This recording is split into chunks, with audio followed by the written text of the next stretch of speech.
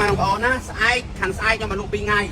ខ្ញុំសុំពេល2ថ្ងៃអង្គុយជេងអង្គុយដាក់បណ្ដាសាអង្គុយដាក់តំនាយអង្គុយអត់ធុំអង្គុយបែបបនឲ្យពួកអាសៀមអាលាយអញ្ចឹងខ្ញុំសុំជប់2ថ្ងៃដើម្បីដាក់តំនាយពួកអាចោសៀម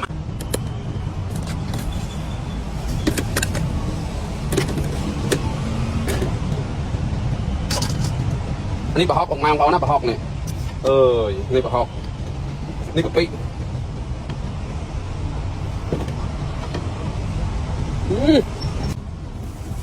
នេះអូនឲ្យស្គាល់បខាប់ដែរណានេះអត់ដែរមានទេណា700លានមុខចា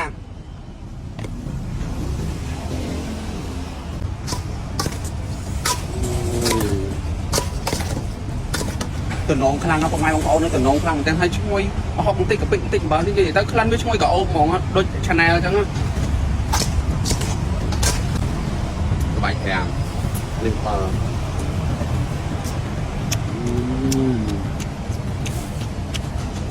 ខ្លាំងតែពុទ្ធិប្រហោងក្នុងមកគួរបាទបងប្អូនណានេះរីមិចចម្លែករីមិចគ្មានពីរលើโลការីមិចមានអំបិលរីមិចគ្រប់មុខប្រហុកកាពិអីគឺមិចចូលគ្នាទាំងអស់បាច់ឆ្ងាញ់រស់វាឆ្ងាញ់តែបន្តិចឆ្ងាញ់ស្អាតហើយគ្មានពីរតែបដ ாய் ណាចាគឺចម្លែកជាងគេលើโลកមានកាពិមានអំបិលមានប្រហុកអីរីមិចចូលគ្នាអស់ហើយបាយម៉ានបាយម៉ងអីអស់ហើយតែនិយាយពីថារសជាតិវិញអ្នកអើយញាក់សាច់ឆ្ងាញ់ស្អាតហើយបដ ாய் ចានេះបន្ទាប់ពីពណ៌ដែលស្រស់ស្អាតបន្ទាប់ពីយើងកន្លុកមកហើយចានេះនេះមានទឹកប្រហុកទឹកអំបិលទឹកកាពិអីនៅឡើងឡាយទឹក